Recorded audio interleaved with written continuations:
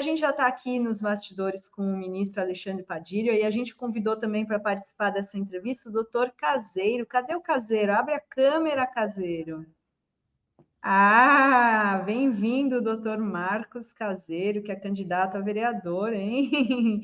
Em Santos, né? Tudo bem, Caseiro?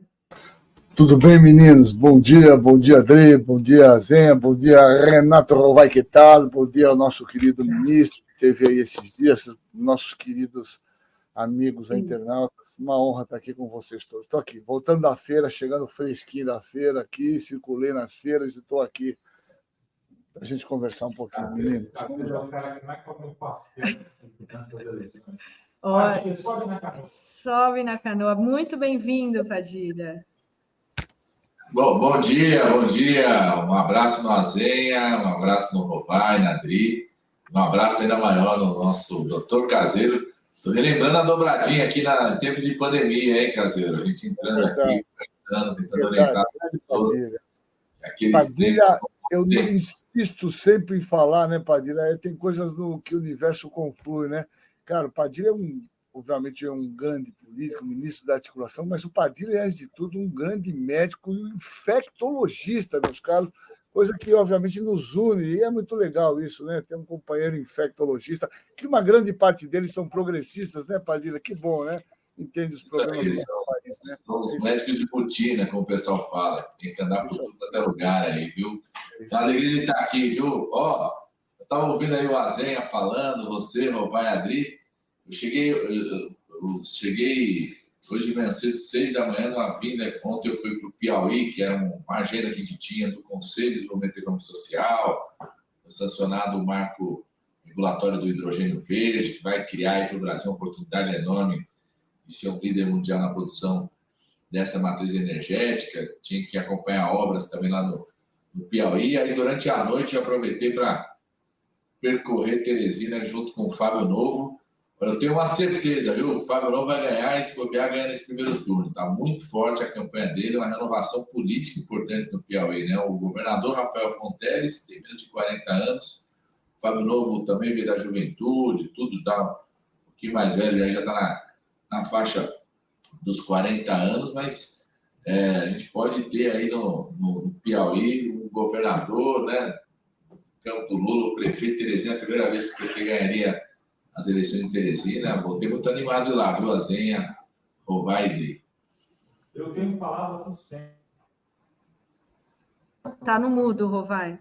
No mudo. Eu tenho falado sempre dessa campanha do Fábio Novo, que é pela primeira vez pode-se ganhar Teresina. Se você você deve lembrar, obviamente, o nosso querido Wellington foi candidato a prefeito de Teresina depois de ter sido 2 vezes governador e ficou em terceiro ou quarto.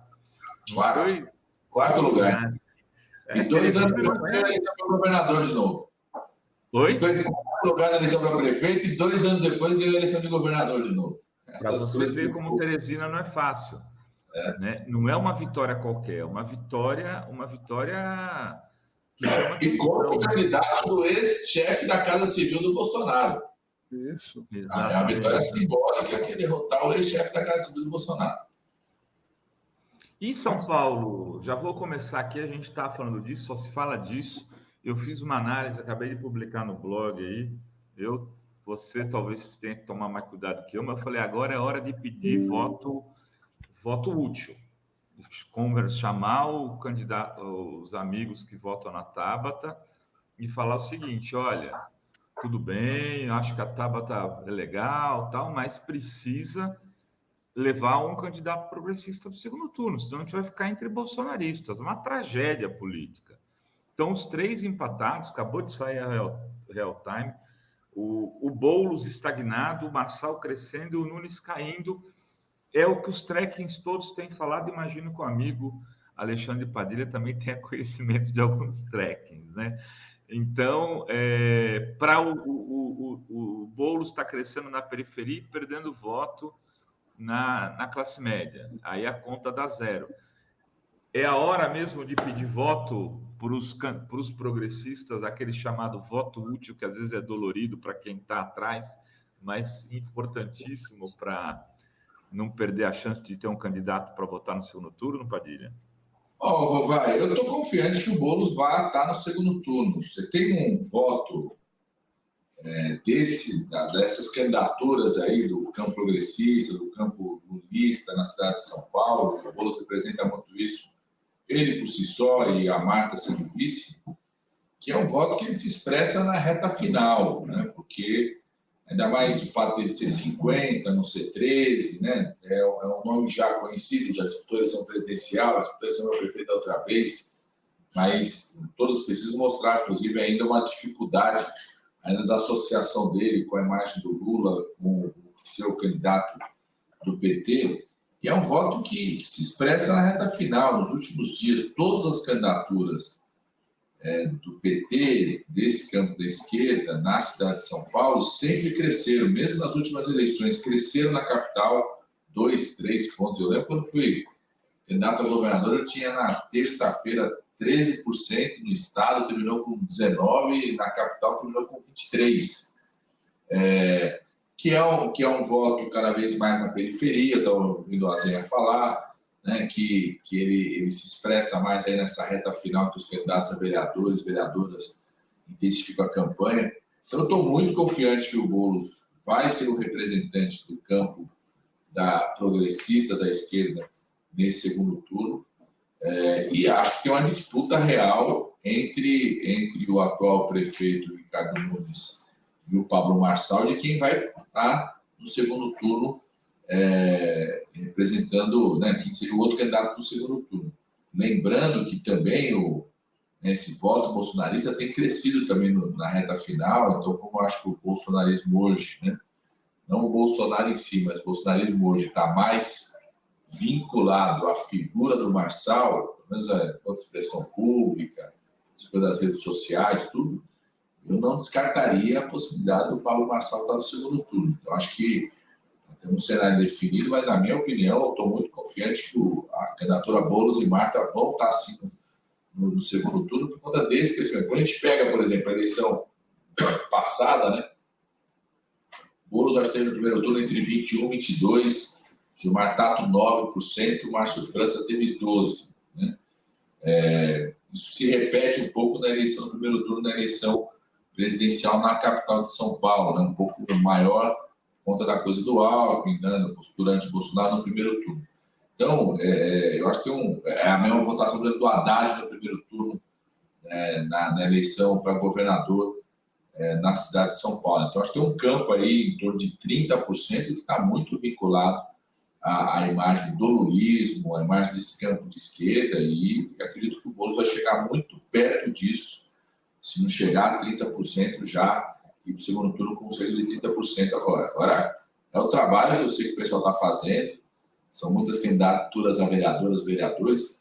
Isso que o Azenha falou é real, não só no centro, viu, Azenha, mas na periferia, por exemplo. Eu, na sexta-noite, estava em São Paulo. Sábado, eu fiquei mais na região metropolitana. Podia fazer campanha na sábado, então, na região metropolitana do ABC e Guarulhos, as franjas, né, tem muitas divisas com a cidade de São Paulo, então eu percorri ali também.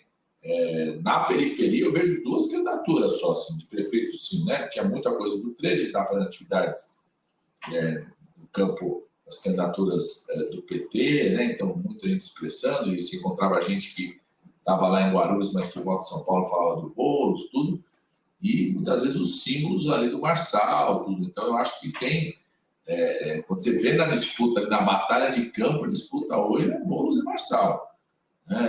Lógico que cada um você não pode desprezar, porque tem muito candidato a vereador, tem a máquina da prefeitura, tem a presença do prefeito, isso está definido no campo, mas o embate ali na disputa de guerra, no campo de guerra, é Boulos e Marçal. Então, por isso que eu não descarto a possibilidade do Marçal ir para o segundo turno, não. Está indefinido, mas estou muito confiante que o Boulos vai estar nesse segundo turno. Olha só, tem uma pergunta aqui que é bem interessante do Rogério. Ele pergunta: ministro Padilha, a fórmula crescimento, consumo, aumento da produção, postos de trabalho, usadas no primeiro governo Lula serão suficientes para ampliar nosso leque de apoio em 2026? Aí já... Primeiro que eu discordo dessa tese que os dois governos do presidente Lula foram só crescimento de consumo e imposto de trabalho. É impensável você não colocar o que significou os dois governos do presidente Lula em relação à redução da desigualdade no país. Vou dar um exemplo que eu e o Dr. Caseiro conhecemos muito bem. Eu, quando entrei na faculdade de medicina, em 89, os 100 alunos da minha turma tinham 2 negros e 10 de escola pública. Eu dou aula, né? Agora, nesses 2 anos, não estou conseguindo dar aula, mas estou só orientando o pessoal da pós-graduação. Mas até enquanto deputado, até 2022 eu dava aula. Você entra no meu curso de medicina, onde eu fiz, 76% de escola pública e 36% são negros.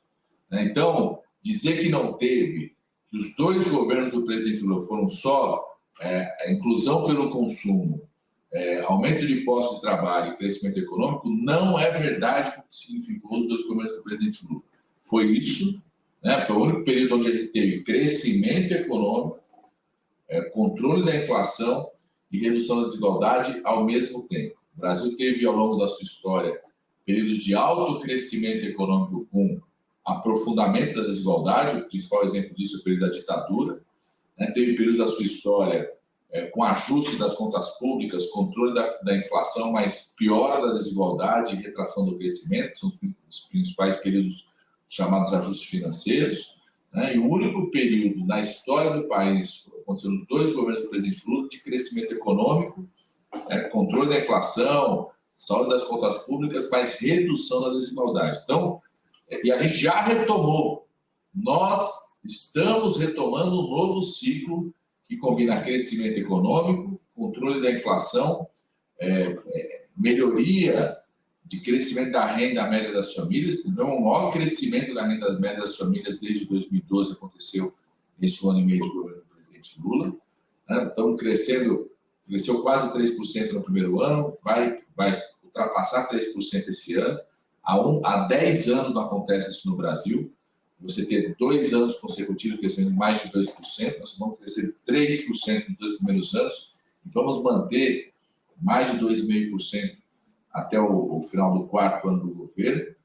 Controle da inflação, redução do desemprego no país e retomada de políticas de inclusão, muito importantes. Inclusão na universidade, inclusão na escola pública, inclusão no ensino técnico, redução das desigualdades regionais. Estava falando do Piauí ontem. O que é o fenômeno do Piauí? É um dos estados que mais ganhou e se transformou nesse período de aprofundamento da redução da desigualdade regional. Piauí hoje é o 4º estado que mais gera emprego no país, é o 2º do Nordeste em números absolutos, é o primeiro em relação à proporção da sua população, geração de emprego do país, expansão da universidade, expansão do Instituto Federal, vai ser talvez o principal produtor nacional chamado hidrogênio verde. O Piauí vai virar uma Arábia de produção energética. Hoje tem o maior parque de energia eólica da América Latina, está lá no Piauí.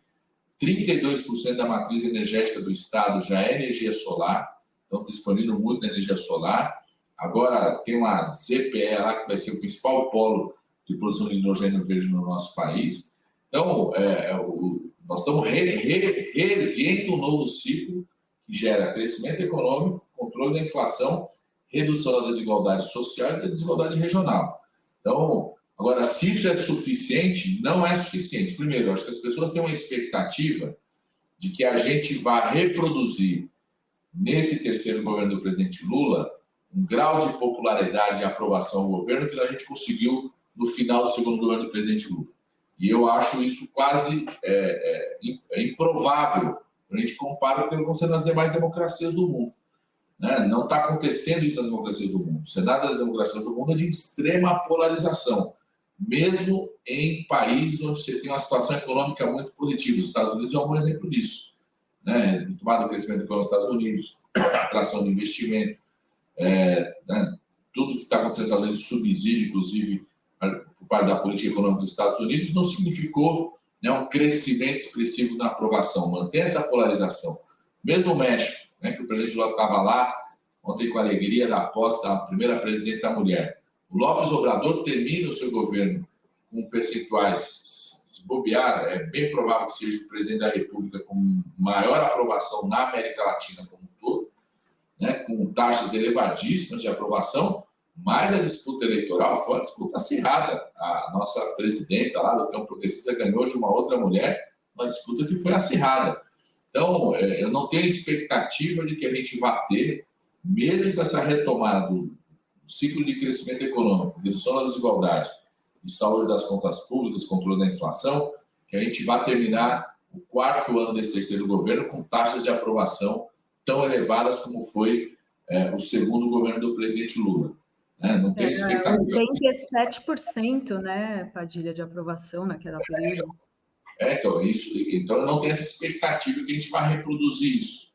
Embora eu acho que nós vamos terminar muito bem esse governo, com muita força política para dar continuidade a esse projeto e para derrotar a extrema-direita, porque a nossa disputa em 2026 vai ser, de novo, com alguma expressão dessa extrema-direita pervertida, que é o que está acontecendo no mundo inteiro, nas principais democracias.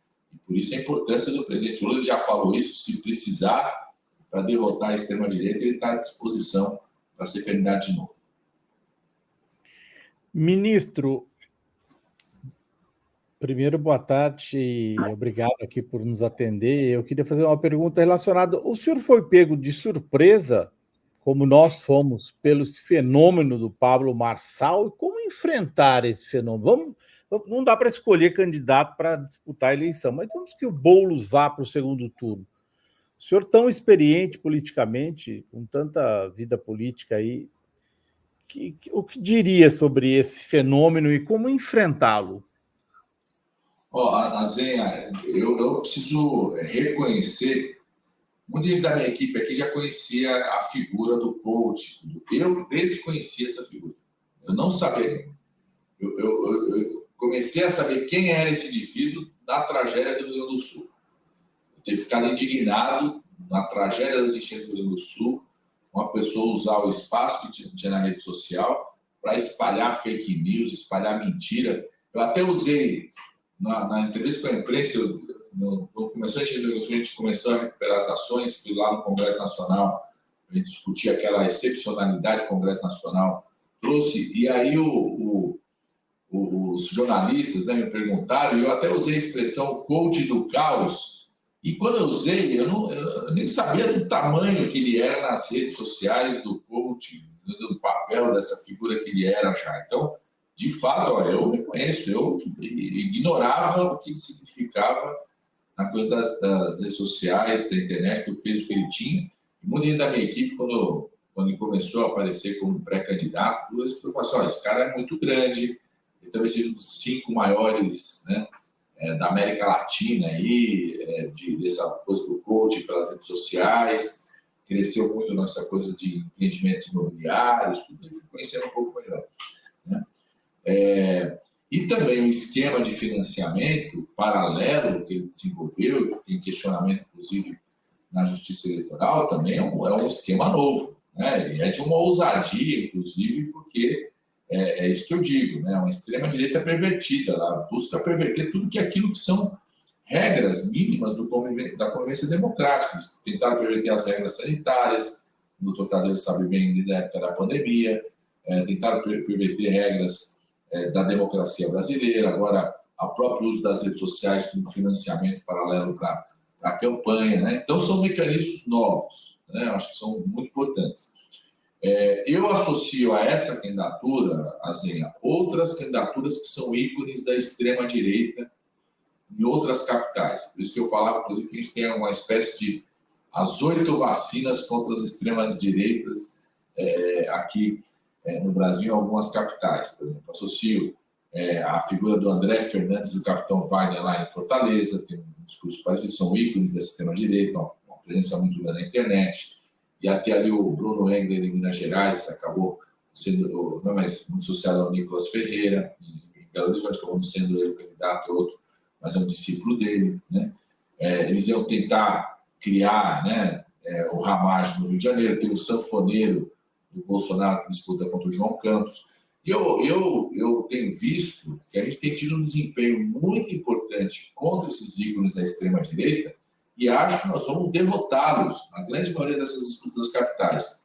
João Campos está derrotando o sanfoneiro do Bolsonaro, o Eduardo Paes está derrotando o bolsonarismo no condomínio da família, no ninho da família de Janeiro, na figura do Ramagem. Acho que Belo Horizonte vai ter um cenário de segundo turno onde vai ser derrotado o candidato da extrema-direita.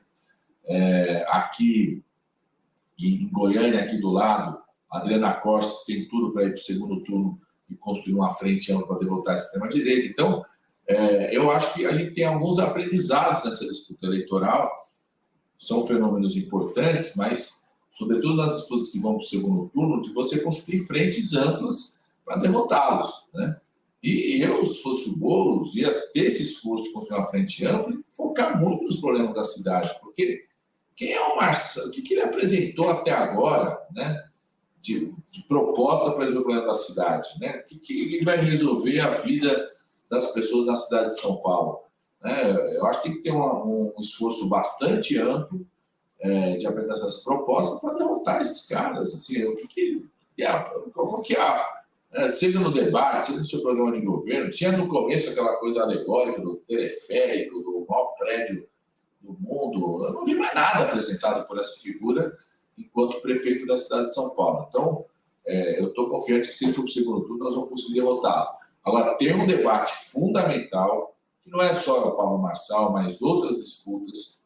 Até eu falei sobre isso com o Rovaz já uma vez, que eu tenho a esperança dos deputados, deputadas, senadores e senadoras que estão acompanhando as eleições municipais, que estão vivenciando na prática essa coisa do uso inadequado da inteligência artificial, do uso abusivo das redes sociais, com propagação de fake news, estímulo ao ódio, de formas de financiamento ilegal de campanha eleitoral a partir das redes sociais, que esses parlamentares voltem, que a gente possa ter um debate mais sério, mais prioritário, a próxima, né, a partir do ano que vem, né, quando tiver a mudança aí das presidências das câmaras, novas mesas, se muda a pauta para o ano que vem, de que no ano que vem se dediquem a debatermos seriamente o tema da regulação das redes sociais nas campanhas eleitorais, além de outros temas, né?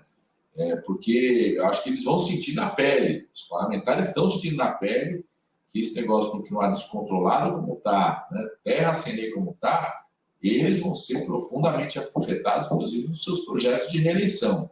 Então, eu tenho uma esperança, uma expectativa de que o Congresso Nacional no ano que vem se dedique a esse debate da regulação, da gente impedir, proibir esses crimes que acontecem no ambiente digital. Aquela frase do ministro Alexandre de Moraes, né, que as pessoas não podem achar que aquilo que são crimes no mundo presencial estão liberados para serem praticados no mundo digital.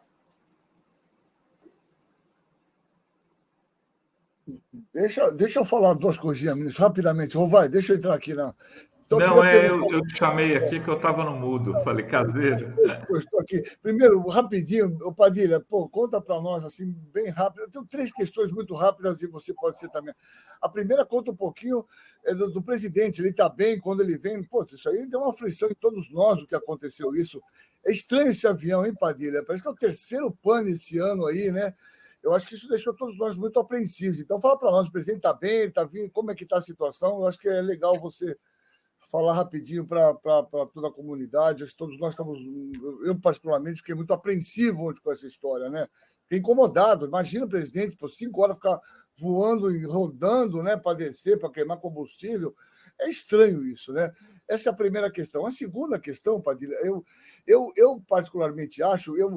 E aqui faço uma crítica muito rapidamente. Eu dei uma entrevista esse dia, estava falando até com o DCM, eu gosto muito lá do meu amigo do Kiko, eu acho que ele tem umas coisas que... Mas assim, ele estava comentando uma coisa que é interessante, e eu acho que, de uma maneira geral, nós estamos fazendo muito isso. A gente quer tudo Lula, né? Acho que o Lula tem que resolver todos os problemas do mundo, né? Inclusive, cobrando mais a participação do Lula na questão da campanha do... Eu vou te falar por que isso. Diz que fizeram uma entrevista, o filho dele está estudando na Faculdade de Sociologia e Política, e a maioria dos alunos não atrelam a campanha do Boulos ao Lula.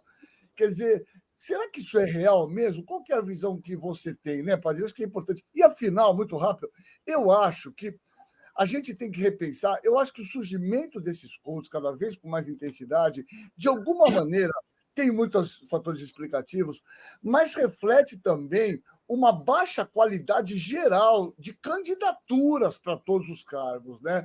Eu acho que a gente precisa trabalhar, e eu não me ponho aqui com modéstias falhas, eu estou como vereador, estou aqui, mas a gente tem que procurar, de alguma maneira, qualificar mais candidaturas para buscar esse voto. A gente acho que passou por um baixo nível de candidatos, né, que reflete um pouco, entre outros fatores explicativos, a ascensão desses caras que não têm absolutamente nada para falar. Então, Padilha, desculpa ser longo, mas são 3 coisas só pontuais para a gente aí. Eu vou começar pela última, viu, Caseiro? E quero começar pela última para fazer um agradecimento público a você de colocar seu nome à disposição de ser candidato a vereador. Porque eu acho que isso que você falou do rebaixamento da qualidade das candidaturas tem muito a ver com uma certa estratégia que é apropriada por essa extrema-direita de desqualificar a política, desqualificar o sistema eleitoral, de falar que é tudo bandidagem, tudo, né? Ninguém está ali com compromisso nenhum, tentar desqualificar e criminalizar a política o tempo todo, que faz, inclusive, que as pessoas não se interessem tanto no debate eleitoral, não queiram assistir o debate inteiro, veja só um corte ou outro da rede social, que faz com que as pessoas não se engajem, que muita gente não vai votar porque a multa é pequena. E essa é uma estratégia permanente da extrema-direita no mundo como um todo.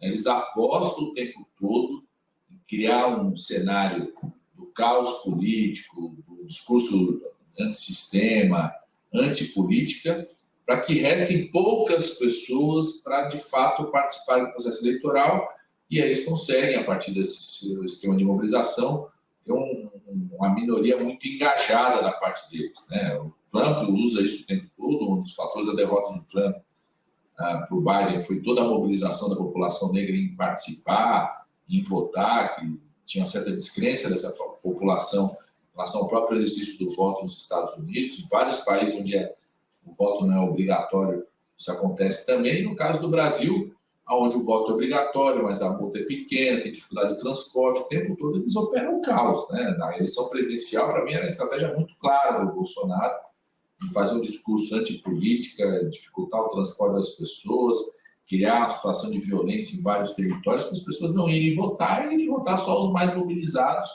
mais engajados como eles, e por isso eles fazem a diferença no resultado eleitoral. Então, quero agradecer muito, viu, Caseiro, você ser candidato a vereador, porque você, professor universitário, médico bem-sucedido, defensor do SUS, aí na cidade de Santos, colocar seu nome para ser candidato a vereador, é a demonstração de que pessoas, muitas vezes elas se afastam do sistema eleitoral da política por conta desse discurso, né? E você está fazendo um movimento contrário, por isso que é tão importante a sua candidatura a vereador. Em relação à presença do presidente Lula na campanha, eu acho, viu, Caseiro, primeiro, eu acompanhei o presidente Lula em 2004, estava aqui na eleição municipal de 2004, estava aqui no governo federal. Em 2008, eu era o responsável por acompanhar todos os prefeitos do Brasil, então estava muito próximo da campanha, participação dele na campanha. Em 2012, ele já não estava mais no governo, mas por conta da nossa experiência anterior, acompanhei muito também. Eu estava no Ministério da Saúde, também acompanhava muito por conta da capilaridade do Ministério. Eu acho que essa campanha eleitoral talvez seja a que o presidente mais gravou para candidatos de todo o Brasil, sabe? Chegou a lista o tempo todo, tem gravação dele em tudo quanto é lugar. O que eu quero dizer com isso? As pessoas também às vezes querem associar o envolvimento do presidente Lula com a presença dele nos comícios de antigo formato. Eu acho que isso é uma coisa fundamental que a gente precisa repensar, né? Lógico que ele não podia estar presente em toda a dificuldade da agenda presidencial, a agenda internacional, é uma agenda aqui.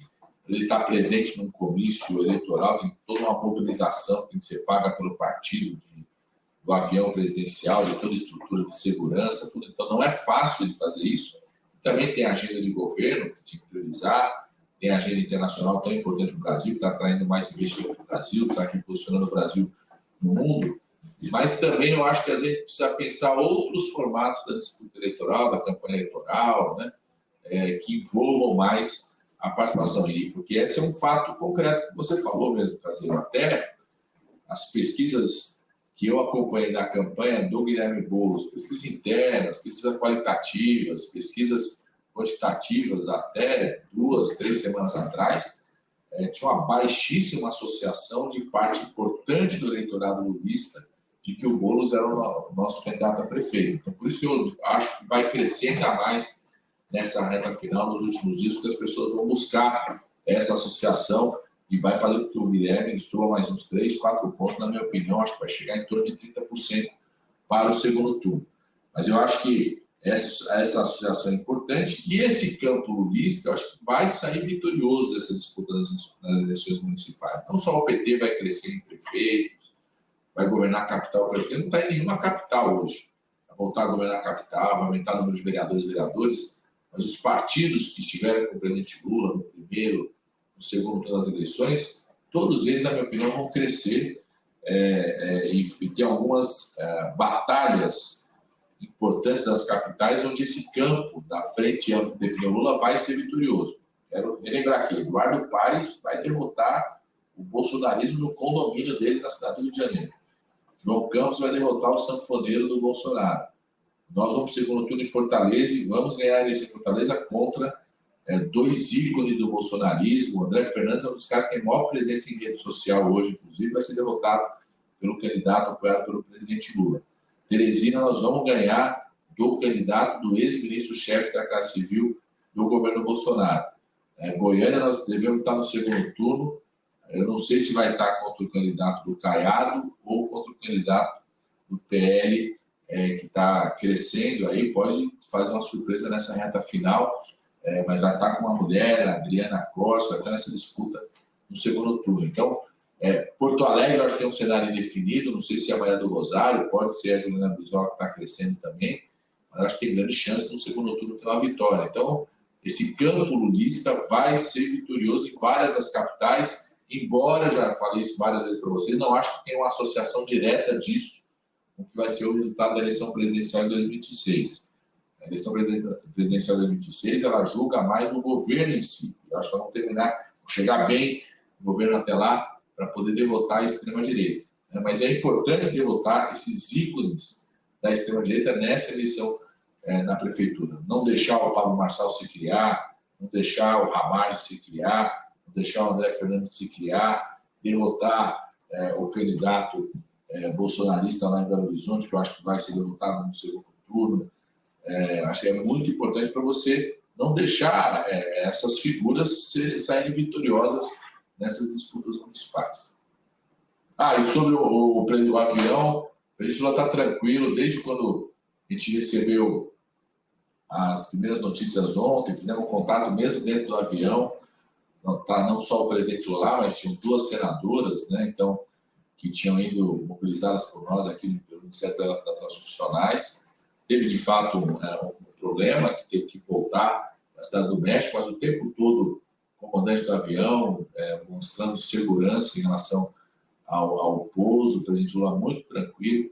Eles ficaram esperando, né, porque você tem que pegar o avião, tem uma espécie de um avião reserva. Toda vez que vai o presidente da República, vai junto um segundo avião que leva o pessoal de segurança, né, tem oficiais do Exército que vão de segurança, da Polícia Federal, outros assessores, e esse avião reserva fica esperando, decola o avião principal onde está o presidente da República.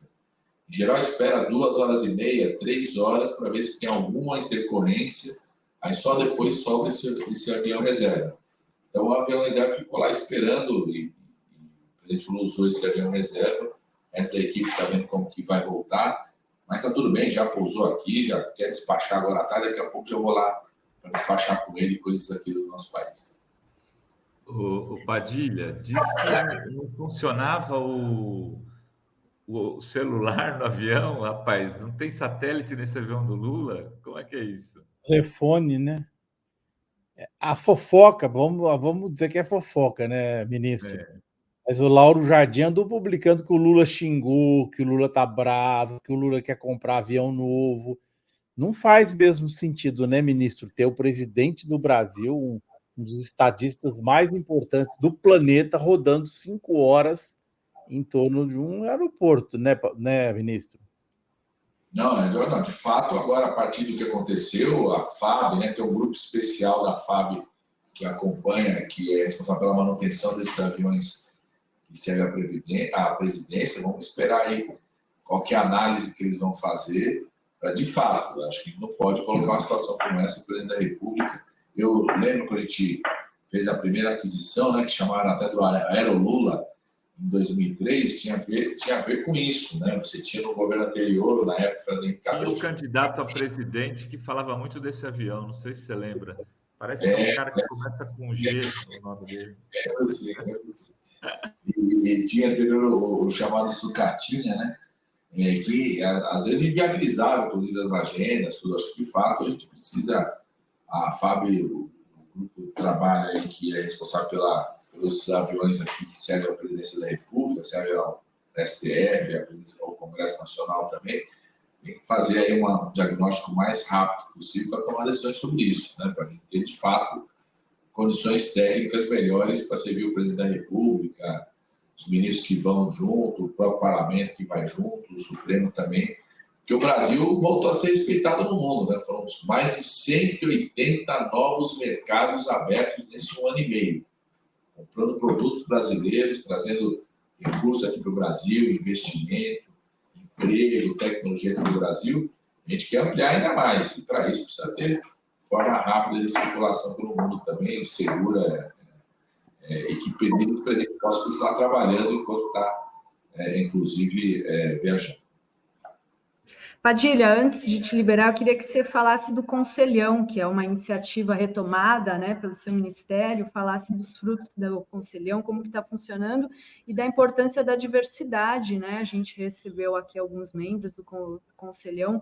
Conta para a gente. A gente está muito animado, viu, Dri? Quando o presidente pediu para recriar o Ministério das Relações Institucionais, que tinha sido desmontado no governo Bolsonaro, que é esse ministério que faz relação com os governadores e prefeitos, com o Congresso Nacional, que promove um diálogo social através do Conselhão. Então, recriamos o Conselhão, são mais de 200 membros, uma diversidade enorme. Isso tem um ganho importante em relação ao Conselhão dos primeiros governos do presidente Lula. A gente tem mais mulheres, chegou a 48% de mulheres, viu, Dudu? A gente está batalhando para chegar no mínimo a 50%, vamos fazer isso. Tem gente de todas as regiões do país, é a primeira vez, então é menos concentrado no Sudeste, no Sul, tem todas as regiões do país, todos os estados brasileiros, tem setores econômicos muito importantes, reflete um pouco essa mudança também dos setores econômicos da economia. O conselheiro anterior era muito o perfil da indústria, a parte de comércio, serviço dos empresários, né? Tinha uma pequena participação da área do agro, agora tem uma participação muito maior do agro, seja da agricultura familiar, seja do chamado agronegócio.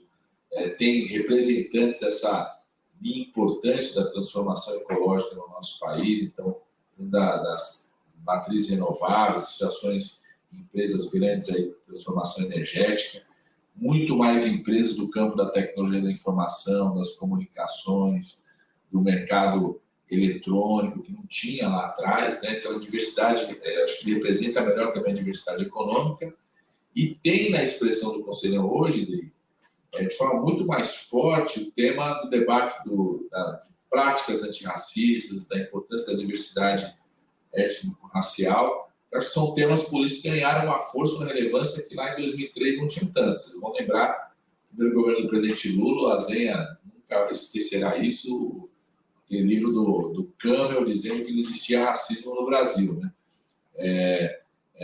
E hoje o tema do racismo estrutural no nosso país, do racismo institucional, de ter práticas antirracistas, tem uma relevância muito grande. Então, o debate de práticas antirracistas, e isso é legal porque envolve os empresários, aí ele começa a construir pactos. A Rosângela, que eu sei que é daí da região, teve uma participação muito importante na construção de pactos, inclusive com as empresas, né? Os bancos que estão lá, as empresas de tecnologia, dos setores de energia, do próprio agronegócio, assumir compromissos de diversidade e inclusão dentro dos seus quadros. Os dirigentes sindicais também, né? É um debate para o movimento sindical também. Então, as centrais sindicais estão lá, os sindicatos estão discutindo metas dentro das estruturas sindicais. Os bancos públicos, empresas públicas que participam como convidados do Conselhão. O Banco do Brasil está com um plano bem importante de ampliação da diversidade, metas de dirigentes negros, metas de dirigentes mulheres. Então, isso, o Conselhão constrói políticas para o país, né? Vários dos projetos que a gente está discutindo, a própria Congresso Nacional, foram debatidos no Conselhão: reforma tributária, transformação ecológica, recuperação de terras degradadas, ou acredita que esse programa é importante do crédito para o micro, para o pequeno, para o médio empresário, crédito mais barato, tudo isso foi debatido no Conselhão, mas também ele transforma as práticas individuais das entidades, das empresas que participam. E a Rosângela tem puxado muito esse tema da diversidade racial, tem sido muito importante o espaço do Conselhão para isso. Dá tempo de muito rápido, só a pergunta do chat aqui. A Nina diz: quando o Campos Neto vai parar de atrapalhar o país? E o Daniel Costa diz: ministro, o presidente Lula poderia adotar o sistema tão efetivo de comunicação de André Manuel Lopes Obrador? E a Andréia Cristina diz: os ministros, ministérios e governo deveriam promover ações sociais, culturais, informativas, agricultura familiar, etc., como eram as ruas de lazer do SESC. Temos que trazer a juventude para as ruas. Concordo plenamente, viu, Andréia? Ótima ideia aqui. Vou provocar o ministro Paulo Teixeira, o ministro Márcio Macedo, que cuida aqui da Secretaria Nacional de Juventude. Acho bem importante, como também acho muito importante isso que foi trazido, eu esqueci o nome, sobre o Lopes Obrador. Eu, de fato, o Daniel Costa, eu acho que a gente precisa aprender com as experiências de governantes, sejam nacionais, estaduais ou municipais, que conseguiram romper essa barreira da polarização, que conseguem ter 60%, 65%, 70% de aprovação, compreender como que isso é alcançado. Acho que é fundamental.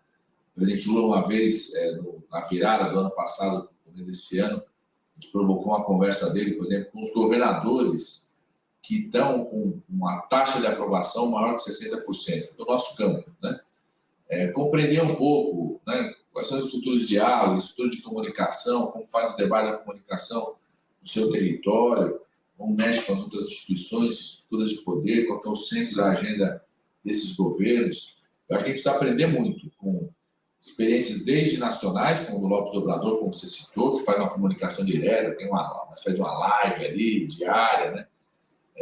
Não sei se tem que reproduzir exatamente a mesma coisa, mas pensar instrumentos, não deve ser só isso que ele faz, certamente tem outras estratégias de comunicação e da agenda do país, como também as experiências municipais, né?